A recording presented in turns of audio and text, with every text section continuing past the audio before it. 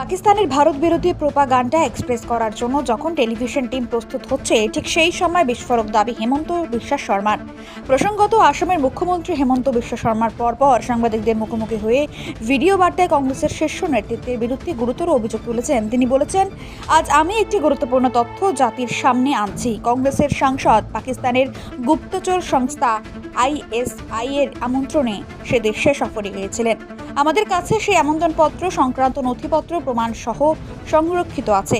তিনি কংগ্রেসের প্রতি একটি চ্যালেঞ্জ ছুড়ে দিয়ে বলেন, আমি কংগ্রেস সাংসদদের অনুরোধ করছি, যদি কোনো বিজেপি সাংসদ প্রশাসনকে না জানিয়ে ব্যক্তিগত কারণে পাকিস্তানে গিয়েছেন তাহলে দয়া করে সেই তথ্য আমাদের দিন। আমরা তা অবশ্যই আমাদের জাতীয় সভাপতির কাছে তুলে ধরব। সবচেয়ে বিস্ফোরক মন্তব্যে হেমন্ত বলেন, গৌরব গর্গে ISI এর আমন্ত্রণে পাকিস্তানে গিয়েছিলেন এবং ফিরে এসে রাফাল যুদ্ধবিমান ক্রয়ের বিরোধিতা করেছিলেন। যদি আমার একটি কথাও ভুল প্রমাণিত হয়, আমি মুখ্যমন্ত্রীর পদ থেকে ইস্তফা দিয়ে দেব। তিনি কংগ্রেসের উদ্দেশ্যে কটাক্ষ করে আরও বলেন, যিনি পাকিস্তান সফর করেছেন তাকেই আবার কংগ্রেস বিদেশ সফরের প্রতিনিধি হিসেবে মনোনীত করতে চাইছে। আর কি বলেছেন শুনুন একবার। He has gone to Pakistan at the invitation of Interior Ministry, and ISI is under Interior Ministry. The India's Home Ministry is equivalent to the Interior Ministry of Pakistan. He has gone to the Pakistan at the invitation of Interior Ministry. So that's the big thing. So if I am invited by Cultural Ministry, Sports Ministry, BCCI, it is a different thing. If I am invited by the Interior Ministry of Pakistan and I went there without informing Government of India, you can imagine then this crime of Jyoti Malhotra and all are nothing in his, if you compare to them. So then what is happiness? जासूसी क्या बोलते हैं? अगर ये जासूसी नहीं है तो और क्या जासूसी है? फिर आके राफेल का विरोध करो, फिर आके भारत का संसद में आप क्वेश्चन पूछो कि कोस्टल रूट में कहाँ कहाँ सिक्योरिटी लेयर बना है, भारत का न्यूक्लियर वेपन कहाँ रखा है।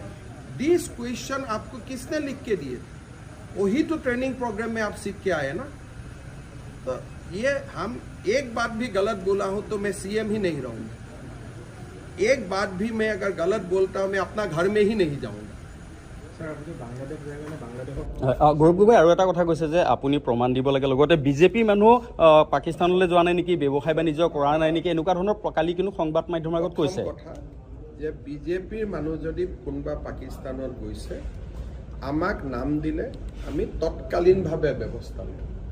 যদি কোনোবাই ৰাষ্ট্ৰৰ কামত গৈছে, ক্ৰিকেট খেলিব গৈছে, ৰাষ্ট্ৰৰ কামত গৈছে, ভাৰতৰ চৰকাৰৰ পৰা অনুমতি লৈ গৈছে, এইটো বেলেগ কথা। এতিয়াও যদি কালি ভাৰত পাকিস্তানৰ চুক্তি হয় কোনোবাতো পাকিস্তানত যাব লাগিব। ৰাষ্ট্ৰৰ কামক বাদ দি কোনোবা যদি চুপে চাপে বিজেপি নেতা পাকিস্তানত গৈছে মোক নাম দিব লাগে, মই ইমিডিয়েটলি নাড্ডাজিলৈকে পঠাই দিম। আমি এই কামক সমৰ্থনে নকৰোঁ আৰু এইবিলাক কামৰ লগত আমি নাই। গতিকে আমাৰ গাত আঙুলি টোৱাই লাভ নাই, কাৰণ পাকিস্তানত এটা ধৰ্মীয় কামত মানুহ যাব, তাতে গুৰু নানকৰ জন্মস্থান আছে। গতিকে পাঞ্জাৱৰ কংগ্ৰেছ বিজেপি চবেই যায় গুৰুদ্বাৰালৈকে, বেলেগ কথা। আৰু তাৰ কাৰণে স্পেচিয়েল অনুমতি লৈ যায়।